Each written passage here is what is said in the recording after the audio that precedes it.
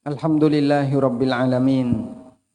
Wassalatu wassalamu ala ashrafil mursalin. Nabiyyina wa maulana Muhammadin wa ala alihi wa sahbihi ajma'in. Wa ashhadu an la ilaha illallah wahdahu la syarika lah. Wa ashhadu anna Muhammadan abduhu wa rasuluh. Salawatu Rabbi wa salamu alaihi wa ala alihi wa ashabihi wa man sara ala nahjihi wa stanna bisunnatihi ila yaumiddin.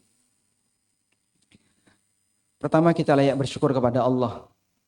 Allah kumpulkan kita bersama komunitas Ahlu Sunnah. Teman-teman Ahlu Sunnah yang sama-sama punya semangat saling mengingatkan untuk menjadi manusia lebih baik.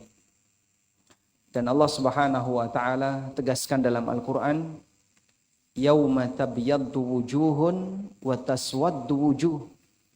Pada hari kiamat kelak ada wajah yang Allah ubah jadi putih dan ada wajah yang Allah ubah jadi hitam. Dalam tafsir yang dijelaskan oleh Ibnu Umar, beliau mengatakan yauma tabyaddu wujuhu ahli sunnati wal jamaah. Kelak di hari kiamat wajah ahlu sunnah wal jamaah akan Allah buat jadi putih. Wa taswaddu wujuhu ahli bid'ah wal furqah. Sedangkan wajah orang yang melakukan penyimpangan dalam masalah ajaran Islam, dia akan dibuat oleh Allah jadi hitam. Sehingga Allah kumpulkan manusia kelak di hari kiamat sesuai dengan latar belakang kondisi agamanya ketika di dunia. Kita sebagai muslim tentu saja ingin masuk dalam golongan orang-orang yang wajahnya dibuat putih oleh Allah. Sehingga kita bersama dengan lingkaran ahlu sunnah.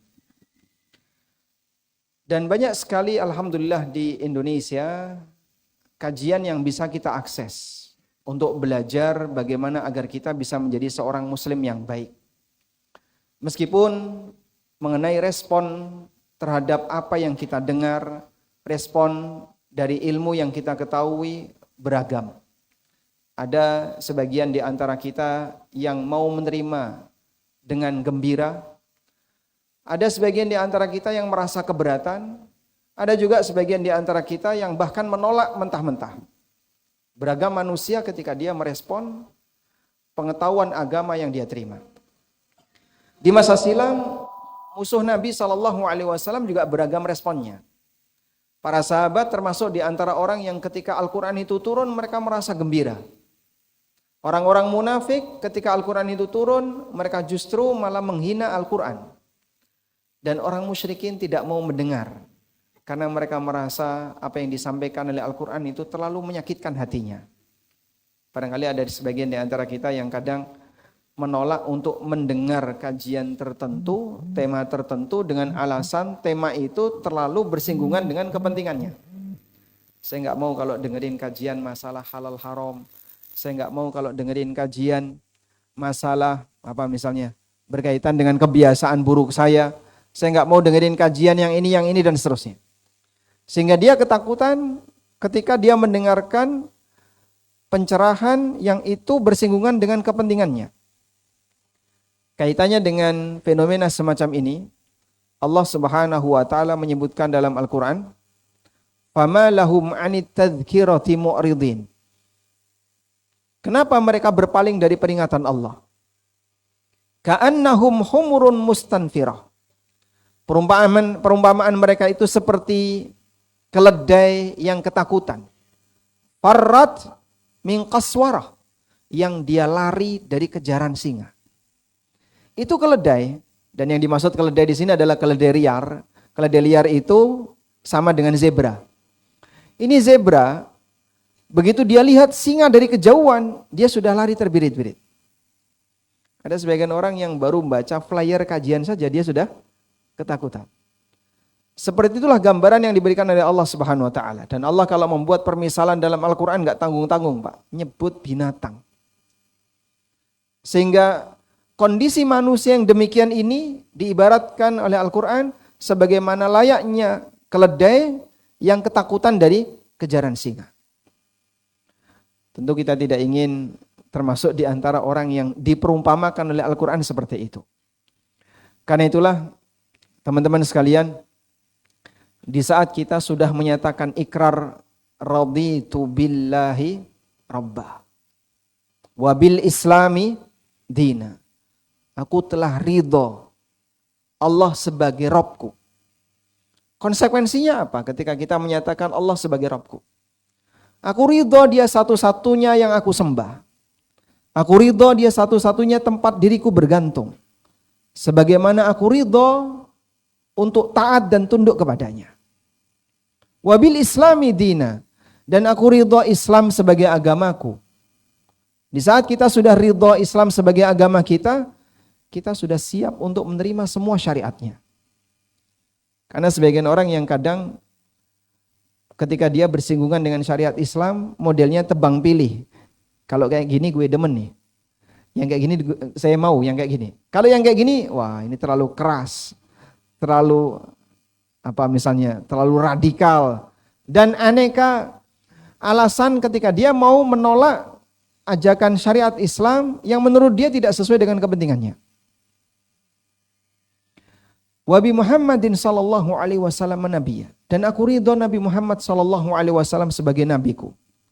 Ketika kita ridho bahwasanya Nabi sallallahu alaihi wasallam sebagai nabi dan utusan Allah, berarti seharusnya sikap kita, bagaimana tata cara ibadah kita, aktivitas yang kita lakukan disesuaikan dengan apa yang diajarkan oleh Nabi sallallahu alaihi wasallam.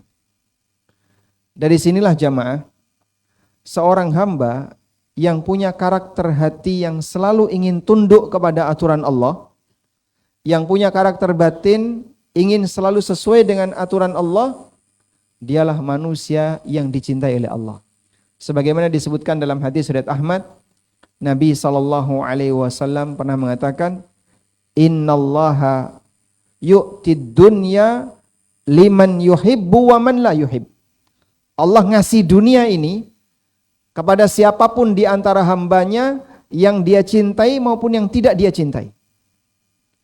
Sehingga dunia ini dinikmati oleh semuanya, baik yang mukmin maupun yang tidak beriman. Dunia ini dinikmati oleh orang yang taat, juga dinikmati oleh ahli maksiat. Dunia dinikmati oleh orang yang baik, juga dinikmati oleh penjahat. Wala yu'tid dina illa liman yuhib. Dan Allah tidak memberikan agama kecuali kepada hambanya yang dia cintai. Apa makna Allah memberikan agama?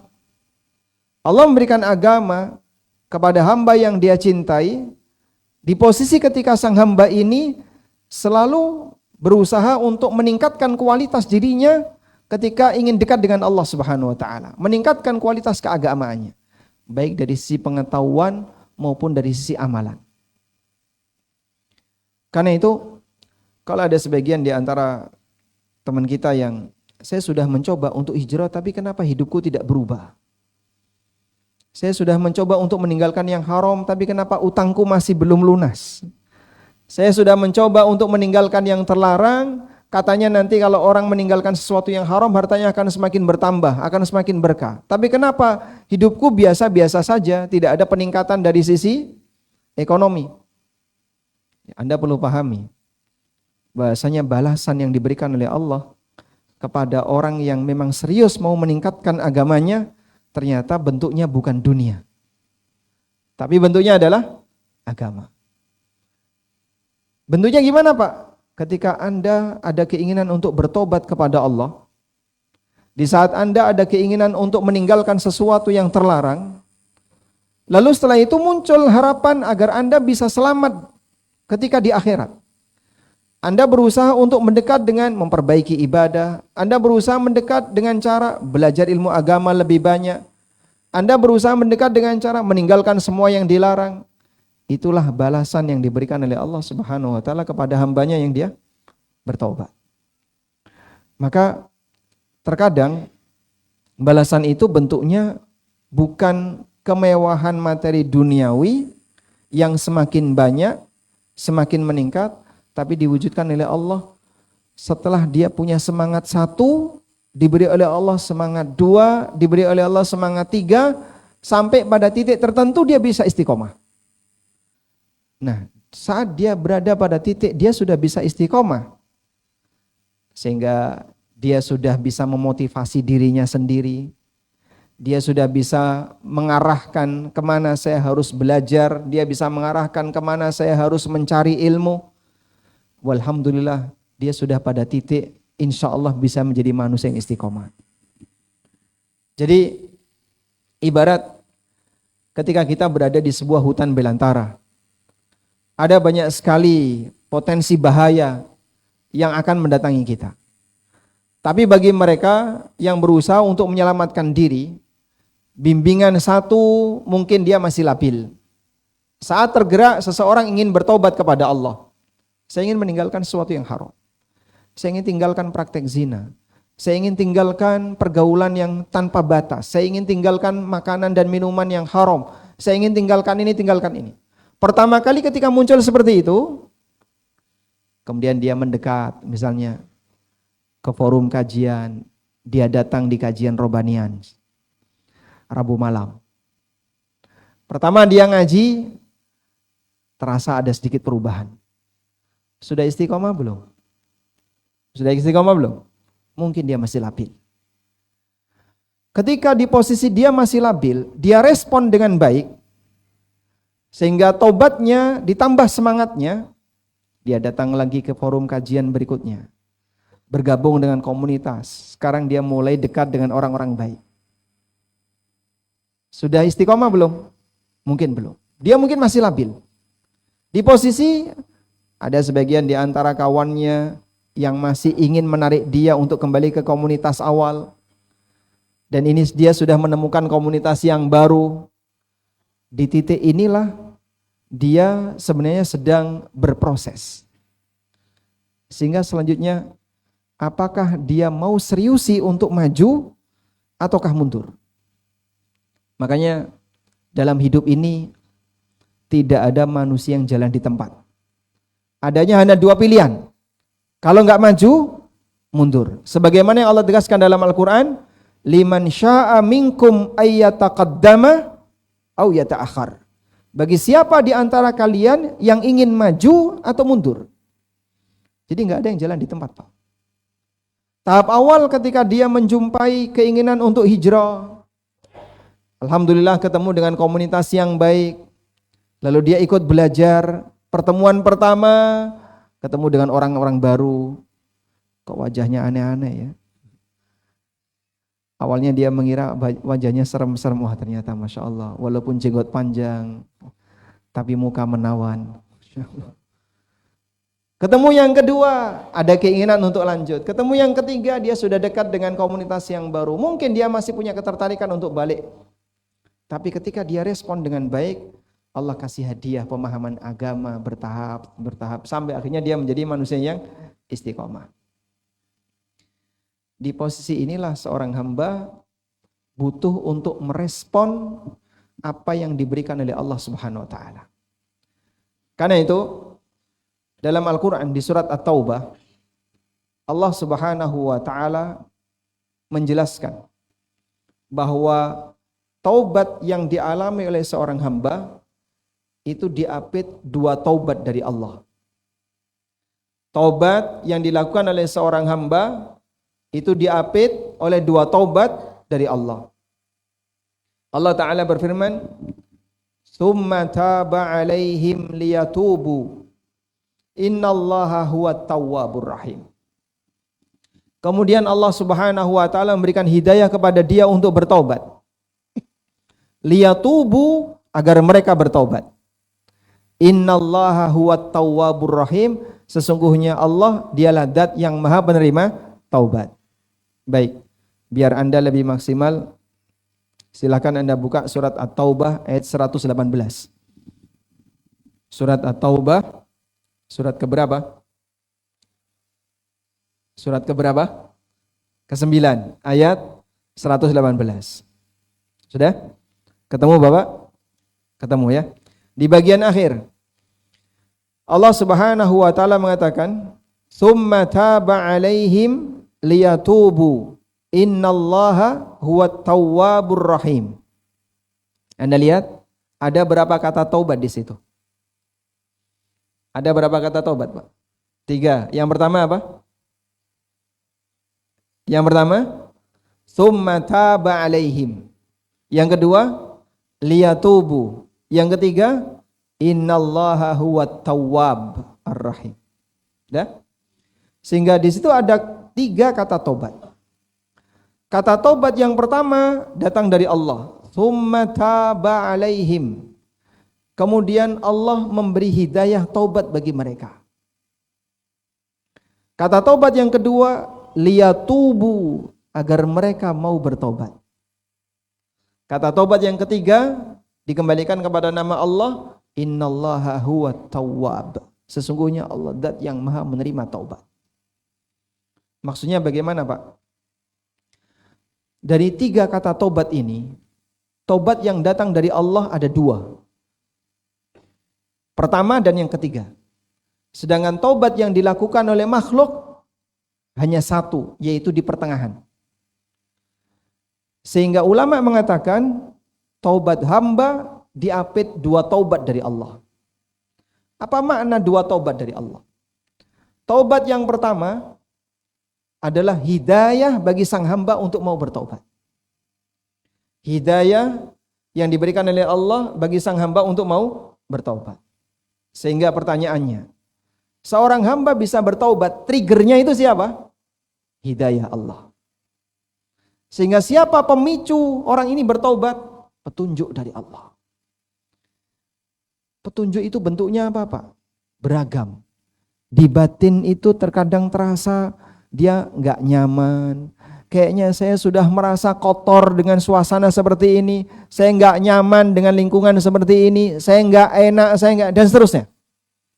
Disitulah ada sebuah pematik di mana Allah Subhanahu wa Ta'ala memberikan kesempatan bagi dia untuk sadar. Nah, dalam posisi ini, kalau itu tidak dia respon, mati sudah. Maka dia sudah diberi oleh Allah Subhanahu wa Ta'ala sebuah pematik untuk bertobat. Tapi kemudian tidak dia respon, hilang sudah. Tidak akan terjadi berikutnya.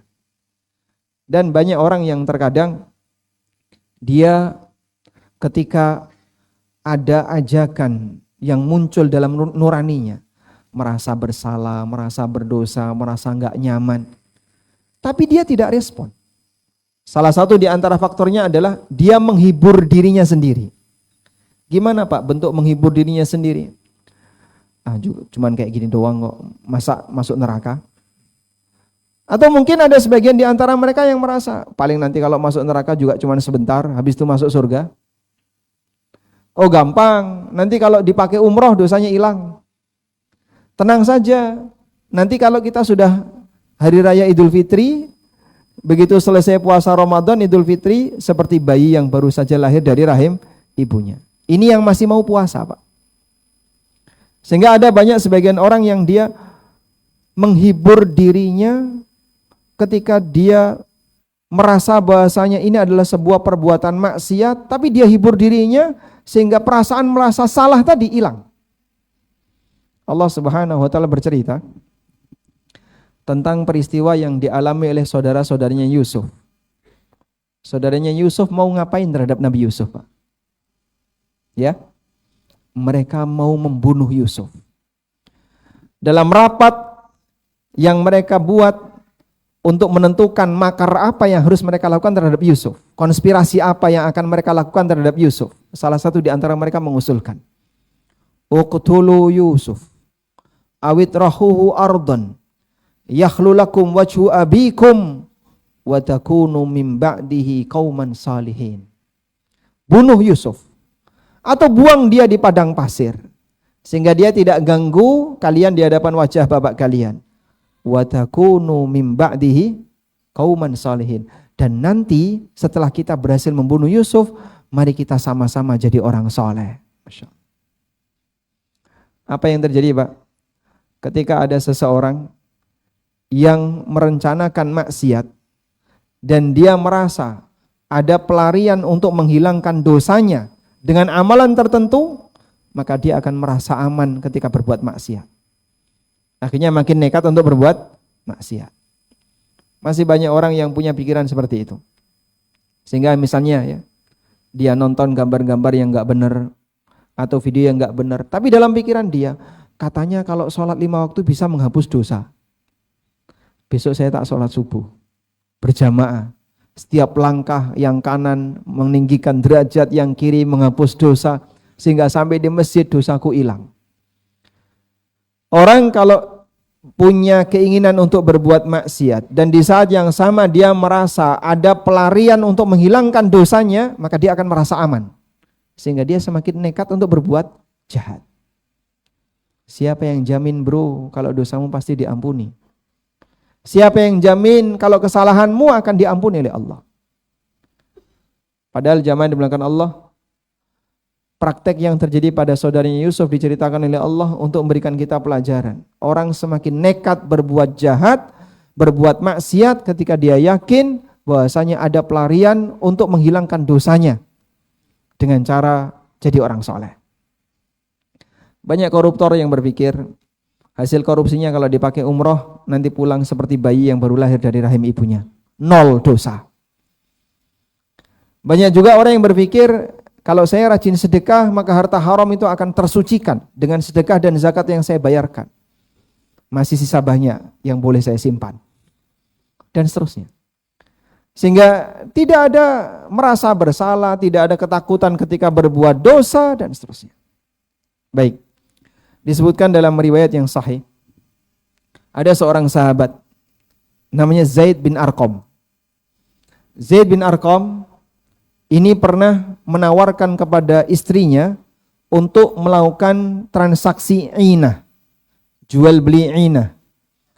Bapak pernah dengar istilah jual beli inah? Mungkin ada yang sudah pernah ya. Inah itu kamuflase riba. Jadi contoh sederhana ya, saya dengan beliau. Beliau datang ke saya untuk pinjam uang, misalnya 5 juta. Berapa lama mau dicicil? Selama setahun. 5 juta setahun. Saya paham saya nggak boleh riba. Tapi saya nggak dapat keuntungan apa-apa. 5 juta saya pinjamkan, balik setahun, 5 juta juga. Nilai mata uang saya turun. Tapi saya tidak boleh mendapatkan keuntungan. Ya sudah, saya kasih solusi gini aja. Gini aja. Saya jual kepada Anda benda ini senilai 4 juta. Duh, saya itu mau pinjam duit kok malah disuruh beli barang. Udahlah, ikuti saya saja. Kamu beli barang ini senilai 4 juta. Sudah? Dibayar selama setahun. Sudah mas? Nah, Anda terima ini, Anda membeli barang saya senilai 4 juta atau 5 juta dibayar selama setahun. Jadi saya menjual barang ini ke beliau 5 juta dicicil selama setahun. Sudah? Lalu saya minta kepada beliau, sekarang tolong jual barang ini ke saya. Nah, kemudian Anda jual barang ini ke saya kembali dengan harga 4 juta tunai. Maka saya bayar ke beliau 4 juta tunai. Barang ini balik ke saya dan saya menyerahkan ke beliau berapa? 4 juta. Baik, kita berpisah. Barang balik ke saya, tapi saya punya piutang berapa? 5 juta. Dibayar berapa? Setahun. Dan beliau pulang bawa berapa? Uang 4 juta. Tapi beliau punya utang untuk bayar ke saya senilai 5 juta. Jelas atau belas? Insya Allah nggak bingung ya. Nah, model seperti ini namanya jual beli ina. Yang terjadi secara lahiriah seperti jual beli. Padahal hakikatnya apa? Utang ribawi. Hakikatnya kan saya memberi utang kepada beliau 4 juta, tapi beliau membayar ke saya 5 juta. Paham ini Pak? Baik. Lalu istrinya ini datang ke Aisyah radhiyallahu anha. Ingin minta penjelasan, boleh enggak praktek seperti itu? Kemudian Aisyah mengatakan kepada istrinya Zaid bin Arqam, akhbiri Zaid bin Arqam annahu qad abtala jihadahu ma'an Nabi sallallahu alaihi wasallam illa ayyatuba. Coba beritahu Zaid bin Arqam, kalau sampai dia melakukan praktek jual beli inah, dia telah membatalkan pahala jihadnya bersama Rasulullah SAW sampai dia bertobat. Kepikiran enggak mereka yang transaksi riba itu kalau sholatnya akan hilang? Apakah mereka yang mengambil harta haram itu kepikiran kalau Jumatannya nggak ada nilainya? Apakah mereka yang berbuat maksiat itu kepikiran kalau ternyata puasanya hilang nilai? Seperti itulah yang dibayangkan oleh para sahabat. Maksiat yang mereka kerjakan menghilangkan amal. Makanya dalam Al-Quran Allah Subhanahu wa ta'ala banyak sekali memberikan ancaman. Habitat a'maluhum antahbatu a'malukum walau asyraku lahabitu anhum ma kanu ya'malun. Sehingga salah satu di antara ancaman yang diberikan dalam syariat, maksiat menganulir semua ketaatan. Maksiat itu bisa menghilangkan pahala. Maka kalau ada orang yang dia sudah diberi trigger oleh Allah, diberi pemicu pemati oleh Allah untuk bertaubat, tapi terkadang dia merasa dirinya aman karena habis ini dia bisa sholat, habis ini dia bisa puasa, habis ini dia bisa ibadah A, ibadah B. Katanya zikir la ilaha illallah wahdahu la syarikalah lahul mulku wa lahul hamdu wa huwa ala kulli syai'in qadir. Akan dihapuskan 100 dosa. Membaca subhanallahi wa bihamdi akan dihapuskan maksiatnya walaupun sebanyak buih di lautan. Ya memang hadis-hadis seperti ini memberikan kita motivasi. Tapi kita juga diberi peringatan. Perbuatan dosa dan maksiat yang kau kerjakan menghilangkan amal soleh yang pernah kau lakukan. Makanya di posisi ketika trigger itu muncul, jangan disia-siakan. Segera direspon.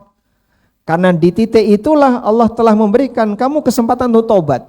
Liyatubu agar kalian bertaubat. Nah, ketika kalian sudah bertaubat, berarti merespon baik dari trigger tadi, pemicu tadi. Allah Subhanahu wa ta'ala kasih janji. Innallaha huwat tawwabur rahim. Sesungguhnya Allah zat yang maha menerima taubat. Kalau kau serius, kau jangan takut. Dengan taubat serius yang kau lakukan, dia punya nama At-Tawwab. Zat yang menerima taubat. Zat yang maha menerima taubat. Allah Subhanahu wa ta'ala punya nama At-Tawwab. Menerima taubat itu jadi namanya.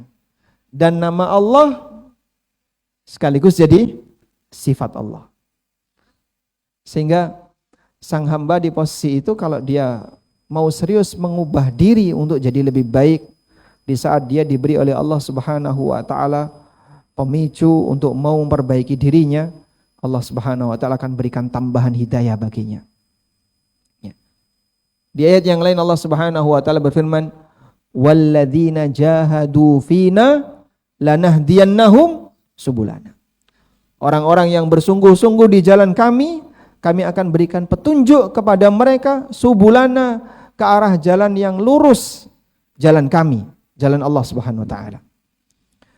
Oleh karena itu teman-teman yang kami hormati, berbicara tentang resolusi taubat, diawali dari menyadari bahasanya adanya keinginan untuk berbuat baik, adanya keinginan untuk memperbaiki diri, bertobat kepada Allah. Anda perlu menyadari itu datang dari Allah. Jadi ibarat kalau misalnya kita bicara berkaitan dengan dunia ekonomi, orang dikasih modal. Sudah? Silahkan kau kembangkan. Di sini ada dua respon. Ada yang menyanyiakan modal itu sehingga habis, tidak bernilai. Ada yang kemudian menerima dengan baik dan dia berusaha untuk mengembangkannya. Nah, ketika dia mengembangkannya malah ditambahi oleh yang memberi modal. Kesempatan untuk bertobat itu seperti modal. Kesempatan untuk memperbaiki diri itu seperti modal. Baik, kita semuanya pasti punya masa silam dan masa silam kita beragam. Namun bicara masalah hijrah dan memperbaiki diri, kita tidak diajarkan untuk tenggelam dengan masa silam. Kalau saya seperti ini, apakah pantas saya untuk ke masjid? Kenapa enggak pantas? Semua orang punya peluang yang sama untuk mendekat kepada penciptanya. Karena itu Allah Subhanahu wa ta'ala menegaskan, Qul ya ibadiyalladzina asrafu ala anfusihim la taqnatu min rahmatillah. Innallaha yaghfirudz dzunuba jami'a. Sampaikan wahai Muhammad. Wahai para hambaku yang kalian telah tenggelam dengan aneka maksiat yang kalian kerjakan. La taqnatu min rahmatillah. Jangan pernah kalian merasa putus asa dari rahmat Allah. Allah memberikan satu statement, innallaha yaghfirudz dzunuba jami'a. Allah mengampuni semua dosa. Barangkali masa silam kita tidak lebih gelap dibandingkan para sahabat yang sebagian di antara mereka dulu pernah ada yang membunuh bayi hidup-hidup. Sebagian di antara mereka ada yang sering melakukan praktek zina. Sebagian di antara mereka khamar sudah jadi minuman sehari-hari. Tapi begitu mereka mendapatkan hidayah dari Allah, lalu mereka respon dengan baik, terjadilah perubahan besar sampai akhirnya mereka menjadi pahlawan-pahlawan dalam agama. Mereka memiliki jasa besar bagi umat Islam. Maka enggak ada istilah aku kotor sehingga aku enggak pantas untuk mendekat ke masjid. Aku kotor sehingga saya enggak pantas berbusana muslimah. Aku banyak dosa sehingga saya enggak pantas untuk mendekat kepada agama. Itu tipuan setan agar kau bertahan. Trigger yang ada pada dirimu, kesadaran kamu salah. Dia menyadari kalau dia salah. Makanya dia berani bilang apa? Saya kotor, saya banyak dosa, saya sering berbuat maksiat. Itu adalah trigger kalau dia sebenarnya mengakui kalau dirinya salah. Tapi dihalangi dengan cara putus asa. Karena itu Allah Subhanahu wa taala melarang keras praktek manusia yang putus asa dari rahmat Allah. Dan termasuk salah satu di antara dosa besar adalah putus asa dari rahmat Allah. Itu contohnya kayak tadi, Pak. Dia sudah merasa salah, dia merasa dirinya kotor, banyak dosa. Tapi di saat yang sama, dia malah gak mau mendekat kepada syariat. Tidak mau mendekat kepada Allah. Karena dia merasa aku kotor, masa saya pantas untuk berbusana muslimah. Baik, kesadaran kamu ketika kau mengakui dirimu keliru. Ayo mendekat kepada penciptamu. Dia zat satu-satunya akan menyucikan hambanya. Yang bisa menyucikan hambanya hanyalah Allah. Maka kalau Anda merasa jauh dari Allah, gak mungkin Anda semakin menjauh dari Allah. Mau lari kemana? Contoh sederhana, Pak. Kalau Bapak takut kepada seseorang, apa yang akan Anda lakukan? Anda akan menghindar dari orang itu. Tapi kalau manusia takut kepada Allah, seharusnya apa yang harus dia lakukan? Bukan menjauh dari Allah. Kau mau menjauh kemana? Saya mau menghindar menjauh dari Allah. Enggak mungkin. Manusia bisa enggak menghindari dari hukuman Allah? Enggak mungkin. Maka seorang hamba ketika dia takut kepada Allah, solusinya adalah mendekatlah kamu kepada Allah. Tidak ada tempat pelarian yang paling aman bagi hamba ketika dia merasa dirinya kotor dan jauh dari Allah kecuali dengan mendekat kepada Allah. Karena itu dalam zikir yang kita baca pasca sholat witir, mungkin nanti Anda akan mendengar kalimat ini. Allahumma inni a'udzu biridhaka min sakhatik wa bimu'afatika min uqubatik. Nah, di situ ada kalimat wa a'udzubika minka. Wa a'udzubika minka. Aku berlindung kepadamu ya Allah darimu. Aku berlindung kepada Allah dari Allah. Maksudnya gimana, Pak? Ketika seorang hamba takut kepada Allah, kepada siapa dia harus berlindung? Tidak ada lain kecuali hanya kepada Allah. Dia nggak mungkin berlindung kepada makhluk, nggak mungkin berlindung kepada nabi, nggak mungkin berlindung kepada malaikat. Semuanya makhluk Allah. Sehingga satu-satunya cara kalau kau pengen aman di posisi ketika kau merasa dirimu banyak salah, mendekatlah kepada penciptamu. Dia nanti akan melindungimu. Maka merespon baik ketika seorang hamba bertobat kepada Allah, sudah diberi trigger oleh Allah, dengan cara dia berusaha mendekat kepada Allah, di bagian inilah dia akan bisa dalam posisi aman. Innallaha huwat tawwabur rahim. Dan sekali lagi, kalau kita ingin semakin dekat dengan Allah, bertobat kepada Allah, lupakan masa silam Anda. Kita tidak diajarkan untuk tenggelam dengan masa silam. Tapi kalau kita bicara hijrah dan taubat, kita fokus dengan apa yang saat ini kita jalani. dan bagaimana agar kita bisa selamat di masa mendatang. Allah Subhanahu wa taala berfirman dalam Al-Qur'an, "Ya ayyuhalladzina amanu taqullaha wal tandur nafsun ma qaddamat lighad." Hendaknya setiap jiwa itu memperhatikan apa yang telah dia kerjakan lighadin, untuk hari esok. Tatap muka-muka arah depan. Lihat seperti apa yang nanti akan kau lakukan. Biarkan apa yang sudah berlalu menjadi kenangan gelap. Semoga tidak berulang. Selanjutnya silakan buka lembaran baru agar kau bisa lebih baik lagi bersama kawan-kawan dan komunitas orang yang baik. Wallahu ta'ala alam. Baik, ini sudah jam 9:07. Masjid ini izinnya sampai jam berapa? Kita bisa sampai jam setengah 10-an. Setengah 10 masih diizinkan ya? Alhamdulillah. Teman-teman mau pulang jam berapa? Anda mau pulang atau tidur sini? Pulang. Baik, kalau kita langsung menuju ke tengah jawab, tapi izin Ustaz, kita ada 2 hadiah buat seperti biasa. Hadiah untuk brother and sisters. Kalau izin boleh kasih pertanyaan? Oh baik. Ya, silakan. Hadiah untuk yang ikhwan dulu ya. Hadiahnya apa? Haji Furoda? Kebanyakan Ustaz. Kebanyakan kalau itu Ustaz. Oh kebanyakan.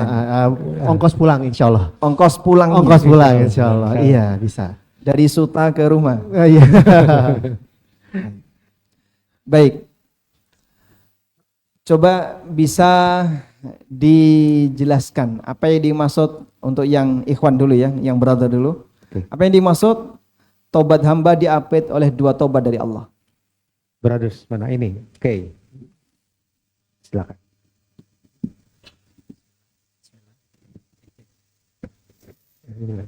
Coba.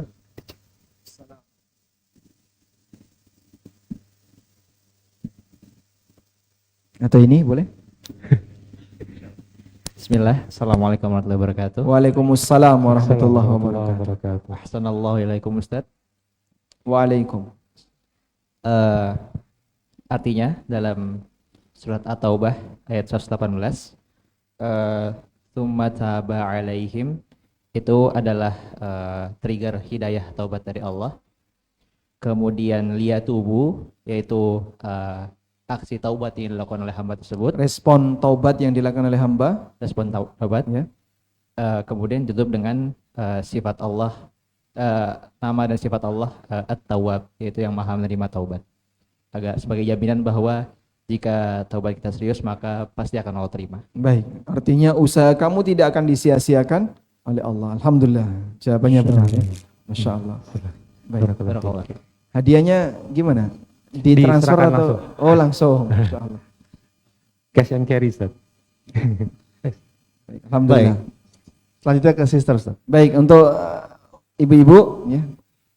Pertanyaannya. Tadi kita telah menyampaikan berkaitan dengan orang yang merasa aman pada saat dia mau berbuat maksiat.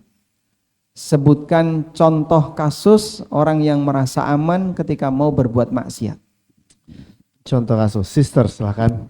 Silakan, sisters. Contohnya. Langsung yang terdekat. Habis ini kita akan adakan tanya jawab di atas. Izin maksimalkan di atas Ustaz. Ya. Setelah tanya jawab, setelah berbagi-bagi kuis, silakan sisters. Oke. Ada suaranya? Nyala ya? Bismillah. Agak kencang aja. Masuk mic-nya. Bismillah. Nggak masuk ya? Agak. Oh, harus tukar mic sepertinya. Oke, sebentar ya. Tes. Oke. Nggak keluar ya suaranya? Bismillah.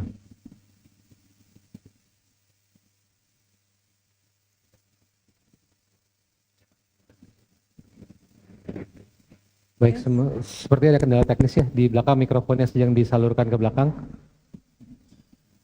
Bagi brothers ataupun sisters yang harus pulang meninggalkan tempat kajian, mohon tidak mengganggu yang lain, tetap meredahkan suaranya. Baik. Dan khusus yang di jalur pintu utara, bagi brothers harap bersabar, kita sedang mendahulukan sisters dulu untuk keluar dari pintu utara supaya menghindari campur baur atau ikhtilat. Bukan, saya yang di belakang ya.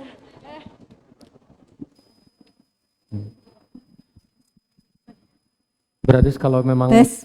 Oke, silakan. bismillah. Ya. Untuk contoh ketika seorang hamba merasa aman dari dosa dan maksiat adalah ketika dia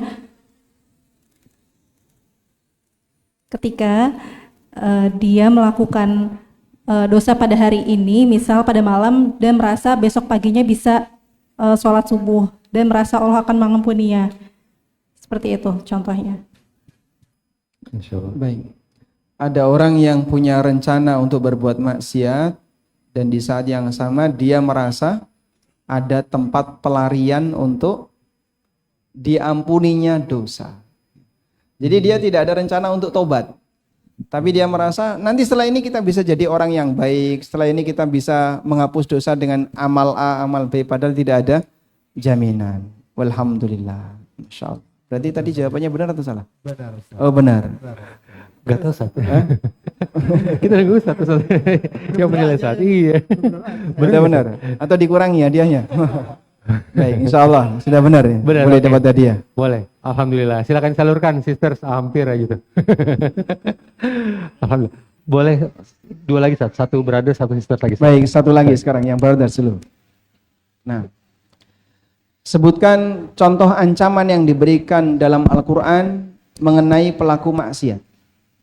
Ya, yang dekat aja. Oh. Jangan ini pas Ustaz yang pegang. Ini aja. Oh iya, oke. Bismillah. Assalamualaikum Ustaz. Di antara azab bagi pelaku maksiat diantaranya yaitu kelak Allah akan menjadikan ia buta di hari kiamat dan juga membuat hidup dia sengsara diantaranya. Kalau yang tadi di materi yaitu menjadikan dia seperti keledai.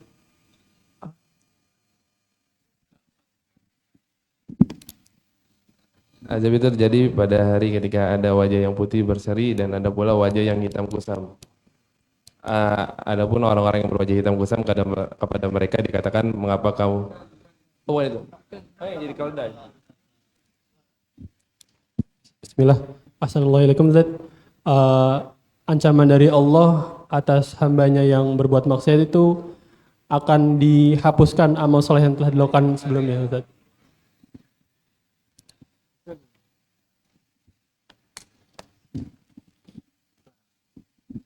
Ancaman yang diberikan oleh Allah bagi pelaku maksiat dihapuskan amalnya. Dan itu salah satu di antara ancaman untuk perbuatan kesyirikan. Lain asyrakta la yahbatanna amaluka. Walau asyraku lahabita anhum ma kanu ya'malun. Artinya amal soleh yang dibanggakan oleh manusia, dia punya harapan itu untuk jadi bekal dia ketika di hari kiamat, ternyata zong. Disebabkan apa? Maksiat yang dia kerjakan. Baik, alhamdulillah dapat hadiah ya. Yang mana yang dapat hadiah? Atau mau berbagi? Iya. Antum dapat hadiah. Baik, satu lagi untuk sisters ya. Untuk ibu-ibu pertanyaannya, tadi kita menyebutkan tentang bagaimana Allah mengumpulkan hamba sesuai dengan latar belakang agamanya. Mungkin Anda bisa sebutkan dalil terjemahannya saja.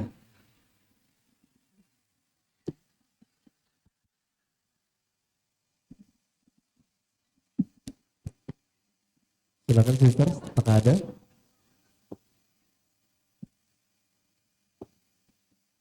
Bismillahirrahmanirrahim. Assalamualaikum warahmatullahi wabarakatuh. Waalaikumsalam warahmatullahi wabarakatuh. Kelak di hari kiamat ada yang Allah buat wajahnya menjadi hitam atau putih.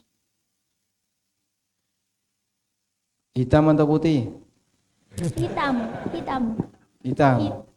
Hitam dan putih. Hitam dan putih. Yang hitam kayak apa, yang putih kayak apa? Yang hitam orang yang menyimpang di agama Allah, Mm-mm.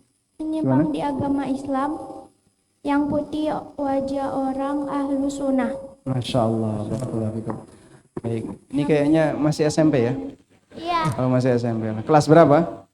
2 SMP. Kelas 2 SMP.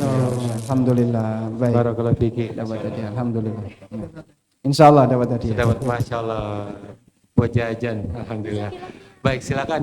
Terima kasih. Jazakallah khairan. Kita langsung mulai tanya jawab ya, Ustaz ya. Kita berikan lagi kesempatan pertama kali untuk sisters. Kami persilakan dari sisters yang mau bertanya. Ada? Kalau nggak ada kita ke brothers dulu. Sisters dulu yang mau bertanya kami persilakan.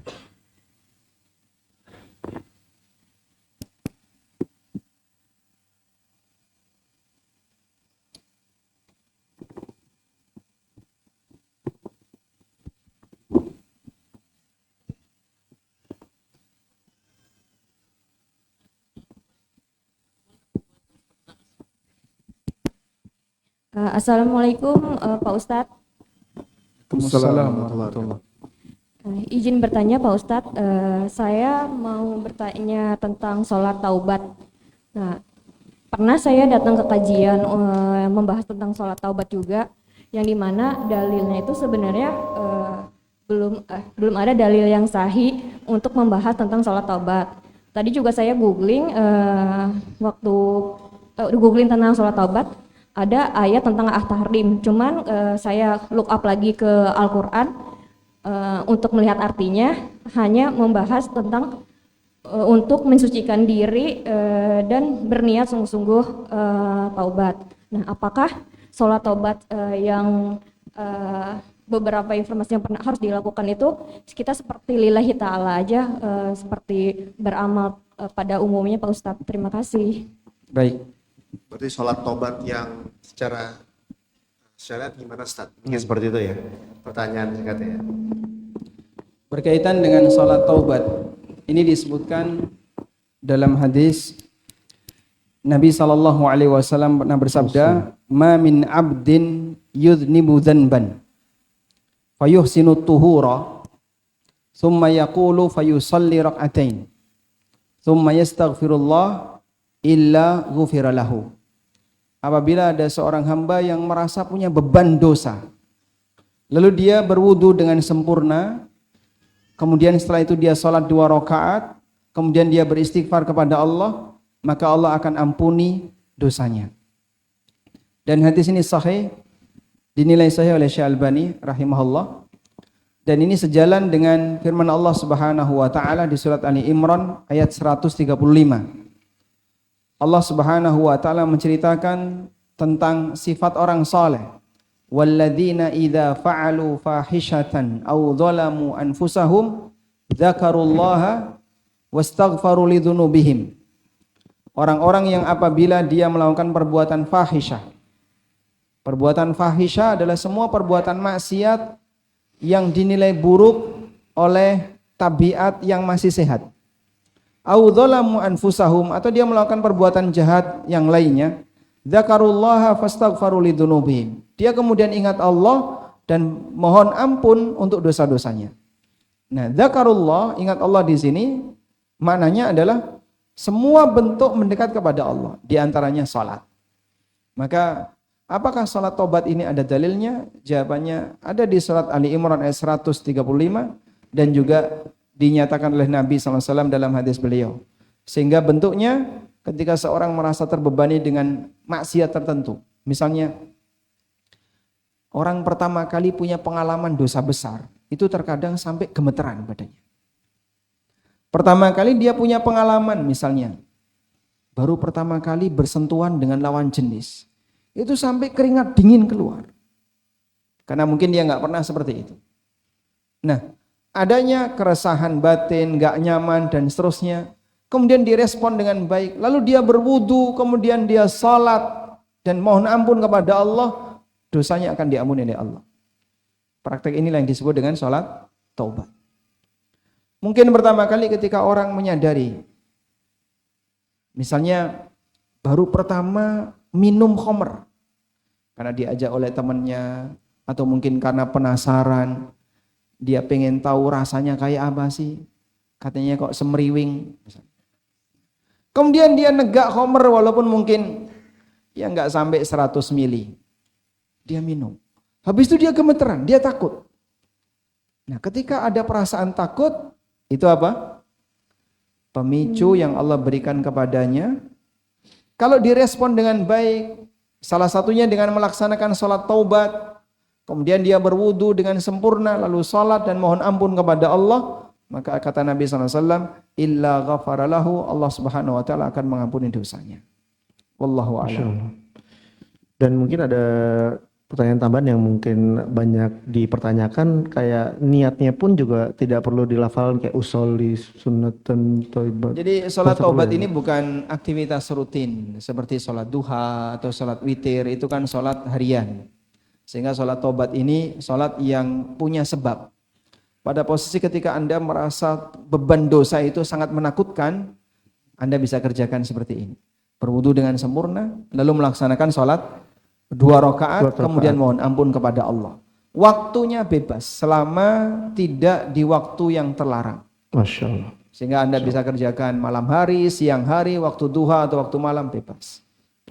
Semoga terjawab ya, sisters. Dan brothers, ada yang ingin bertanya mungkin? Oh, silakan. Ini dari sebelah kanan.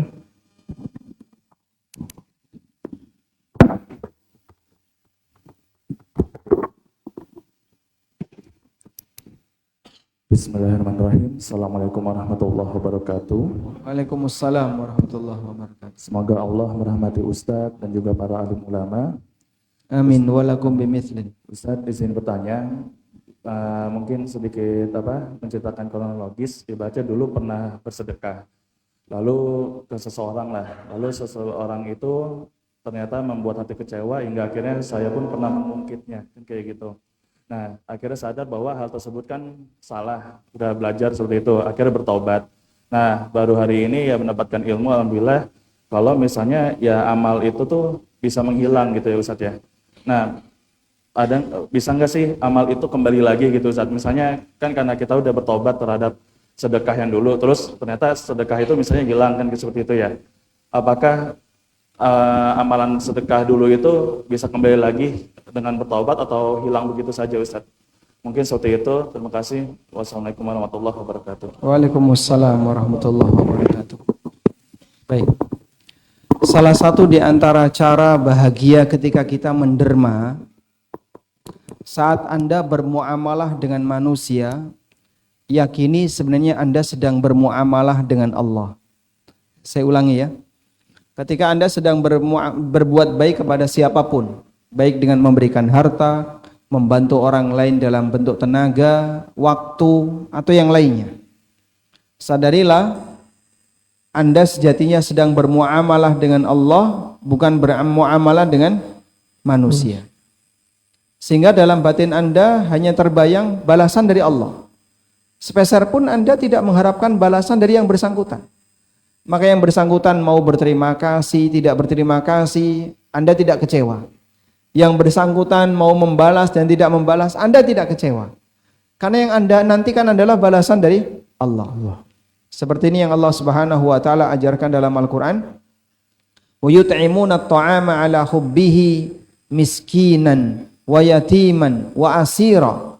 Innama nut'imukum liwajhillah la nuridu minkum jazaan wala syukura. Di antara ciri ahlul jannah, mereka suka memberikan makanan yang dia sukai kepada orang miskin, anak yatim, dan kepada para tawanan. Lalu mereka mengatakan, kami tidak mengharapkan balasan dari kalian. Yang kami harapkan adalah balasan dari Allah Subhanahu wa taala. Maka dengan cara seperti ini orang akan bisa lebih nyaman ketika dia berbuat baik kepada orang lain. Saya sempat dapat curhat dari seseorang karena dia merasa ada akhlak yang sangat tidak baik dari saudaranya. Kemudian saya tanya, bentuknya gimana sih pelanggaran dari saudara Anda itu? Saya sudah banyak berbuat baik sama dia, tapi dia nggak pernah berterima kasih kepada saya. Jadi dia sakit hati. Yang sudah berbuat baik ini sakit hati. Kalau seperti ini caranya, Anda kalau beramal kepada siapapun, tapi ternyata tidak direspon dengan terima kasih, tidak dibalas dengan apapun, Anda akan terus sakit hati. Itu tidak akan membuat kita bahagia pasca kita menderma, pasca kita beramal baik kepada orang lain. Makanya di antara cara untuk mengendalikan batin agar saat kita berbuat baik kepada orang lain, yakini aku bermuamalah dengan Allah, bukan bermuamalah dengan makhluk. Mau dikasih ucapan terima kasih, mau nggak dikasih ucapan terima kasih, bukan itu yang aku kejar. Tapi aku mengharap pahala dari Allah Subhanahu wa taala. Nah, selanjutnya, kalau sampai kita melakukan kesalahan seperti tadi, kita pernah memberikan sesuatu kepada orang lain kemudian diungkit-ungkit, ini bisa menghapus pahala dari sedekah tersebut. Allah peringatkan ini dalam Al-Quran, ya ayyuhalladzina amanu la tubtilu sadaqatikum bil manni wal adha. Wahai orang yang beriman, jangan kalian batalkan sedekah kalian bil manni wal adha, dengan mengungkit-ungkit dan menghina. Kalau mengungkit-ungkit insya Allah Anda paham ya. Menghina itu contohnya gimana sih Pak? Dia ngasih sambil merendahkan orang itu. Nih tak kasih, dasar titik-titik. Dia memberi kebaikan kepada seseorang dengan materi atau apapun, tapi sambil menghina yang bersangkutan. Ya sudah, hilang pahalanya. Pertanyaannya, kalau kita sempat melakukan kesalahan seperti itu, lalu kita bertobat kepada Allah, apakah pahala itu bisa balik, Pak? Wallahu alam, saya tidak tahu tentang itu. Tapi taubat Anda jadi amal tersendiri. Taubat yang Anda lakukan jadi amal tersendiri. Dan taubat termasuk di antara amal soleh yang nilainya besar. Karena Allah Subhanahu wa taala sangat mencintai orang yang bertaubat. Innallaha yuhibbu at-tawwabina wa yuhibbul mutatahhirin. Allah mencintai orang yang suka bertobat. Sehingga ketika Anda bertobat, saat Anda mengingat kesalahan yang pernah Anda lakukan, taubat Anda ini sendiri juga jadi amal soleh. Mudah-mudahan pahala ini bisa menutupi pahala yang hilang tadi, kalaupun tidak bisa balik. Wallahu a'lam. Semoga terjawab ya pertanyaannya. Dan silakan sisters untuk pertanyaan selanjutnya. Ada?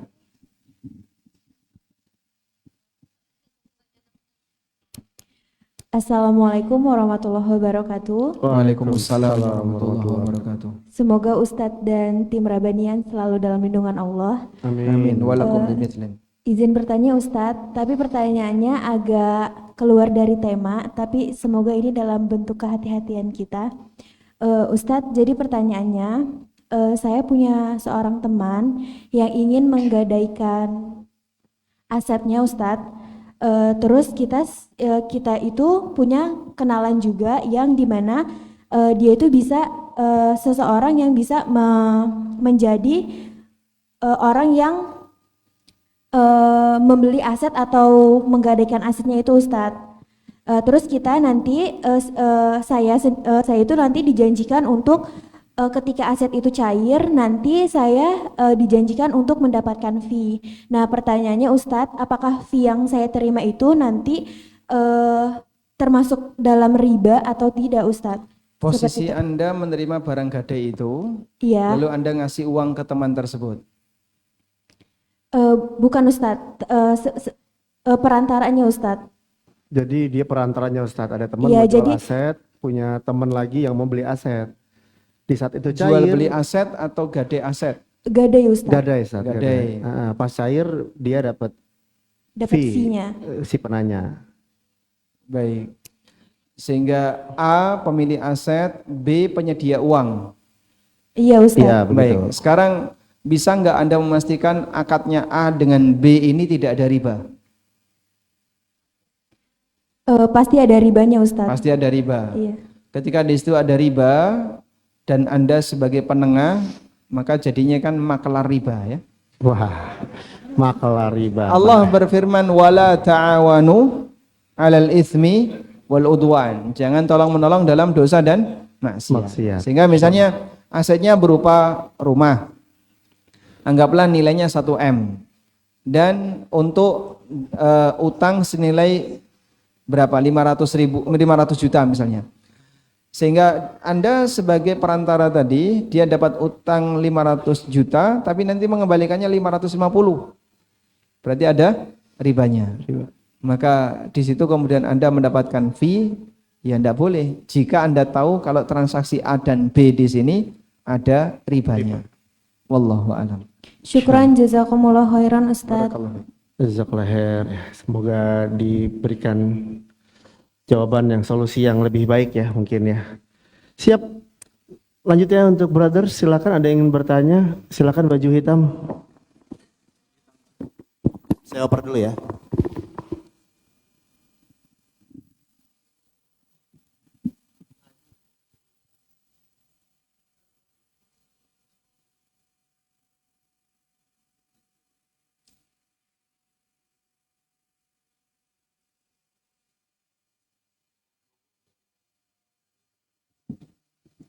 Assalamualaikum warahmatullahi wabarakatuh, Ustaz. Waalaikumsalam warahmatullahi wabarakatuh. Ustaz izin bertanya, ini ada pasangan suami istri dengan ikhtiar program bayi tabung. Iya. Nah di akhir perjalanan bayi tabung ini tinggal endingnya embryo transfer. Qadar Allah yang suami ini meninggal dunia, Ustaz. Iya. Hal seperti ini bolehkah untuk dilanjutkan atau tidak, Ustaz? Untuk dilanjutkan Ya, embryo transfer tersebut karena Baik. suaminya udah meninggal. Suaminya sudah meninggal. Ya. Jazakallahu khairan, Ustaz. Barakallahu. Tayyib. Jadi kalau kita mengambil pelajaran dalam Al-Quran, wanita ketika ditinggal mati oleh suaminya, maka dia menjalani masa iddah berapa lama? 6 bulan kelamaan. Berapa? 3 bulan. 4 bulan. 3 bulan. Berapa lama? Walladzina yutawaffawna minkum wa yadharuna azwajan yatarabbasna bi anfusihinna arba'ata ashhurin wa 'ashra. Wanita yang ditinggal mati oleh suaminya, maka dia menjalani masa iddah selama 4 bulan 10 hari. Baik. Kenapa ada tambahan 10 hari? 4 bulan itu sama dengan 120 hari. Itu adalah masa di mana jika dalam rahim sang ibu ini ada bayi, maka malaikat akan meniupkan roh kepadanya. 10 hari ini rentang bayi bergerak. Maka Allah Subhanahu wa taala Allah taala tetapkan 4 bulan 10 hari, 4 bulan arwah ditiupkan, 10 hari ini toleransi janin tadi bergerak. Sudah? Sehingga andaikan hubungan badannya dilakukan H-1 sebelum kematian suami. Misalnya malam ini suami istri ini melakukan hubungan badan. Sudah? Besok paginya suaminya mati. Baik. Kemudian Allah takdirkan jadi. Akhirnya anak itu sampai besar misalnya. Maka di usia 4 bulan 10 hari, di titik itulah nanti sang ibu akan merasakan adanya gerakan. Dulu sebelum ada USG, sebelum ada teknologi seperti zaman sekarang, maka seorang wanita untuk bisa mengetahui apakah rahimnya ini isi atau kosong adalah dari gerakan janin. Sudah? Sehingga boleh nggak Pak, kalau misalnya sudah terjadi pertemuan embrio ini kan berarti telur dari istri, kemudian sel sperma dari suami sudah ketemu dan jadilah embrio. Suaminya mati. Boleh dilanjut nggak? Boleh, sah-sah saja. Karena jelas anak ini nasabnya siapa, walaupun yang laki-laki sudah meninggal. Sehingga nanti kalaupun misalnya dilanjut akhirnya jadi seorang anak yang terlahir sempurna, maka status anak ini anak yatim karena bapaknya sudah mati. Sah Pak, kan bapaknya sudah tidak ada waktu dia dimasukkan ke dalam rahim, tapi pertemuannya kan ketika bapaknya masih hidup. Sehingga di posisi ini statusnya dia berhak untuk dijadikan sebagai anak nasab kepada bapaknya yang sudah meninggal. Wallahu a'lam. Insyaallah. Semoga terjawab ya dan masih bisa dilanjut berarti bayi tabungan dan semoga Allah mudahkan. Bukan kasus beliau. Bukan beliau. Bukan beliau. Bukan bayi tabungan beliau ya Ustaz ya. Temannya insyaallah semoga Allah mudahkan. Izin Ustaz, 2 pertanyaan terakhir sisters dan brothers. Silakan sisters untuk 1 pertanyaan terakhir dan nanti persiapkan brothers untuk 1 pertanyaan terakhir. Bismillah. Assalamualaikum warahmatullahi wabarakatuh. Waalaikumsalam warahmatullahi wabarakatuh. Apa nih Ustadz izin bertanya. Alhamdulillah saya sudah 5 bulan terakhir ini resign dari bank konvensional. Semoga istiqomah. Amin.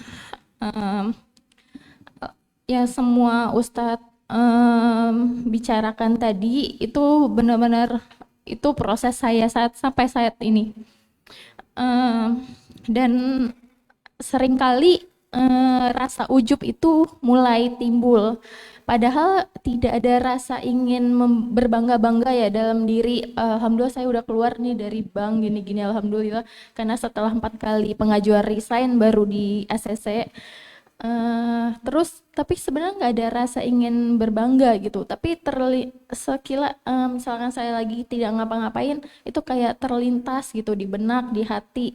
Itu bagaimana ya Ustadz untuk saya meminimalisir ataupun tidak ada terlintas seperti itu lagi.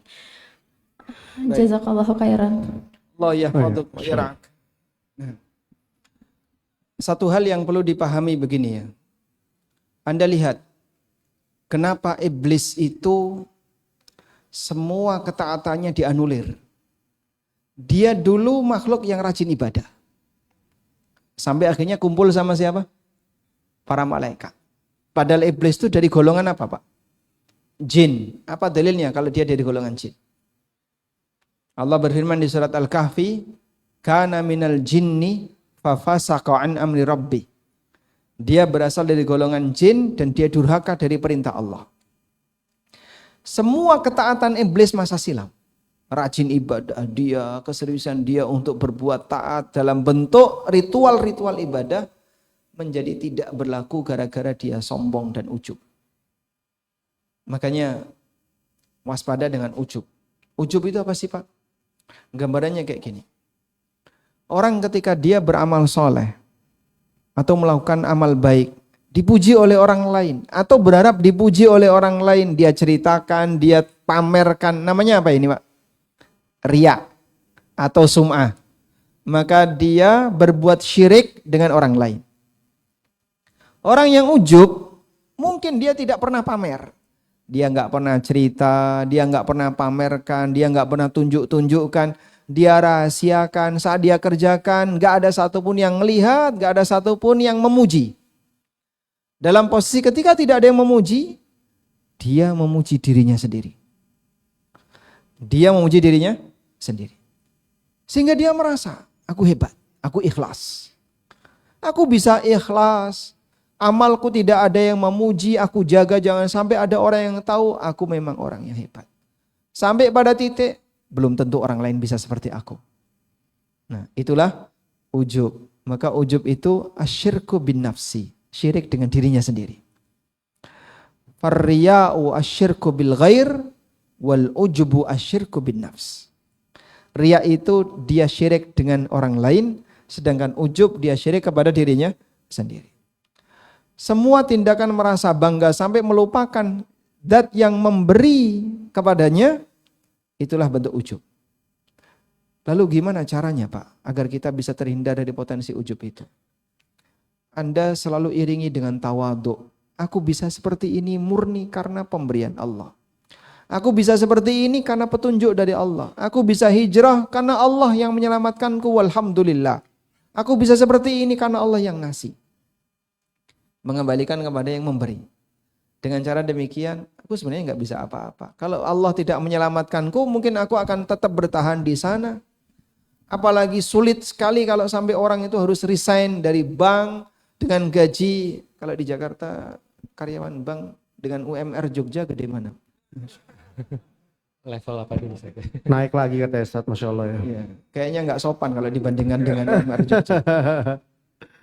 Sehingga dengan janji yang demikian atau salary yang demikian besar, fasilitas yang demikian mewah, belum lagi tingkat kebutuhan Anda yang juga besar.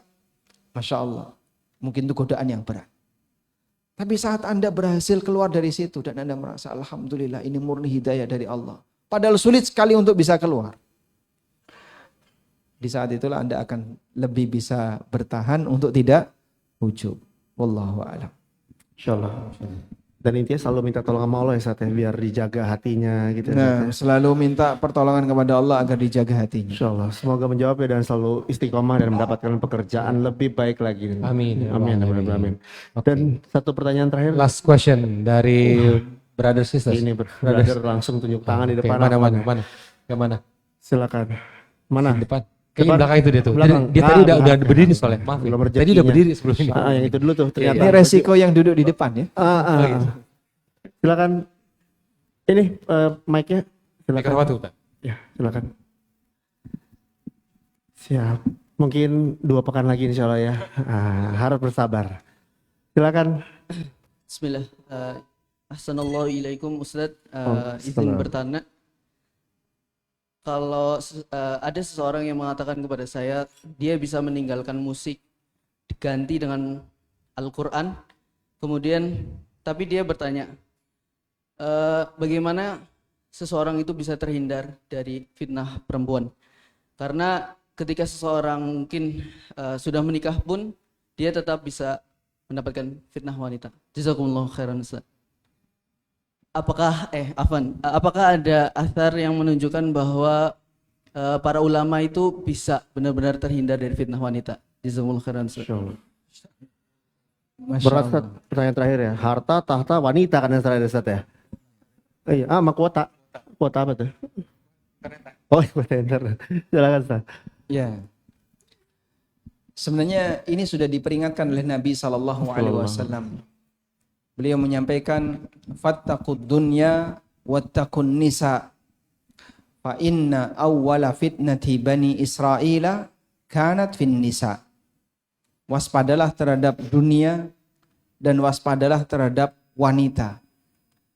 Karena sesungguhnya fitnah dunia atau sesungguhnya Bani Israel itu fitnah yang pertama kali membuat mereka gagal disebabkan karena mereka tidak berhasil mendidik wanita. Lalu kalau Anda bertanya bagaimana caranya untuk bisa menghindari fitnah wanita? Inti dari fitnah wanita adalah ketika ada ketertarikan untuk melihat aurat wanita. Yang jelas itu diharamkan dalam syariat kita. Baik dengan melihat langsung atau melihat gambar atau yang lainnya. Kalau di masa silam yang dilakukan oleh para ulama, mereka jarang keluar rumah. Sehingga beberapa ulama seperti perkataan yang disampaikan oleh Abu Darda radhiyallahu anhu. Padahal ini di zaman sahabat. Beliau pernah mengatakan, ni'ma saumi'atur rajul baituhu yamna'uhu min maksiatillah. Sebaik-baik tempat ibadah seseorang. Saumi'ah itu artinya kuil. Bapak tahu kuil ya? Semua tempat ibadah non-muslim namanya saumi'ah. Baik miliknya Nasrani, Yahudi maupun agama yang lainnya. Kata Abu Darda, ni'ma saumi'atur rajul, sebaik-baik tempat ibadah lelaki adalah baituhu, rumahnya. Kenapa? Yamna'uhu min maksiatillah. Ini akan menghalangi dia dari maksiat kepada Allah. Sehingga saya tanya bapak-bapak ya, di mana potensi maksiat Anda lebih besar? Di dalam rumah atau di luar rumah? Luar. Potensi maksiatnya lebih besar di mana? Di dalam atau di luar? Luar. Di rumah juga bisa sih, scrolling kan jadi maksiat juga. Tergantung kuotanya. Oh iya. Baik. Kalau dulu di zaman kita tidak bisa mengakses gambar apapun yang ada di luar, maka orang begitu berada di dalam rumah aman dia. Aman. Ketika dia berada di luar di masa silam Pak, yang mungkin interaksi laki dan perempuan tidak sesemarak zaman sekarang, yang aurat tercecer di mana-mana, sehingga begitu Bapak keluar dari Masjid Al-Azhar, jalan apapun yang Bapak lalui pasti nanti akan ketemu dengan yang namanya aurat. Sehingga orang dulu dia berusaha untuk menghindar. Maka kata kuncinya, ini ada sebuah realita.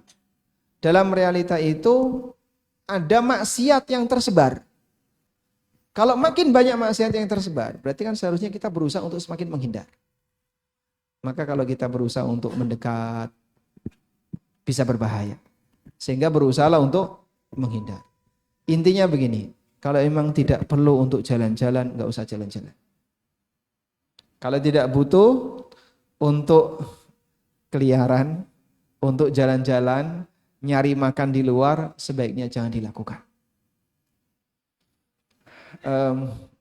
Boleh saya cerita? Boleh, Silakan banget, silakan. Dulu sebelum saya nikah, saya itu jarang sekali ikut tablik akbar. Ada tablik akbar di mana? Saya nggak ikut. Karena ya tentu saja nanti interaksi lawan jenis cukup banyak di situ. Padahal kita tahu yang namanya tablik akbar kan isinya orang ngaji, orang mau belajar, walaupun dengan berpakaian yang sudah syar'i. Kemudian kalau ada pameran atau apa, ya kalau nggak berkepentingan nggak usah datang. Setelah menikah beda. Sehingga yang sebenarnya seharusnya ini tetap dijaga. Harusnya tetap dijaga. Gimana kita berusaha untuk menghindari titik-titik potensi maksiat itu muncul. Maka kalau teman-teman terutama ya, yang masih jomblo, ya, kalau sekiranya Anda bisa membatasi diri untuk tidak banyak bergerak, kecuali di tempat yang Anda aman dari perbuatan maksiat, bertahanlah di situ. Sehingga silahkan Anda tinggal di Jogja. Insya Allah lebih aman. Insya Allah lebih aman, Ustaz ya. Masya Allah. Mungkin terutama yang di pedesaan, nggak nemu seperti yang ada di sini. Insya Allah. Semoga terjawab ya pertanyaannya. Jadi memang pada akhirnya harus tetap berhati-hati ya. Nah, ya hanya itu yang mungkin bisa dilakukan.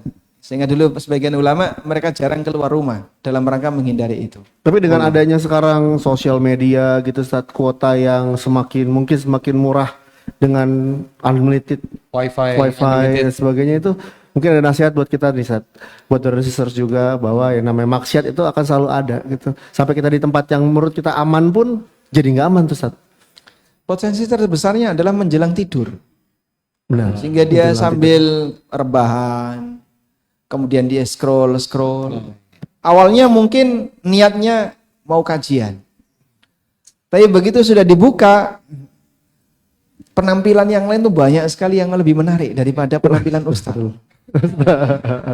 Ya dia ngeklik yang ke sebelah kanannya ini kan ya, daripada yang jadi tujuan utama.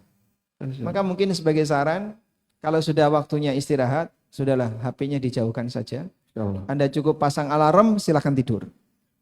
Dan bila perlu kalau sudah malam maksimal jam sekian data dimatikan.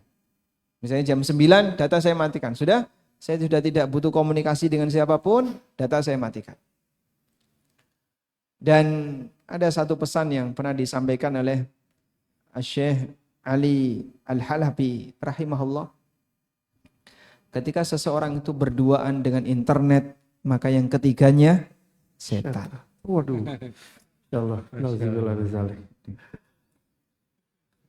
Dan itulah yang terjadi. Benar. Wallahu a'lam. Jazakallah khair Ustaz atas nasihatnya kita hari ini. Semoga nasihat Ustaz bisa membuat kita semakin lebih berhati-hati lagi. Iya betul, kita menambah selain mengenal pengetahuan dan juga kita bisa amalkan nih. Benar. Nih dikit lagi insya Allah downtime kita nih. Benar.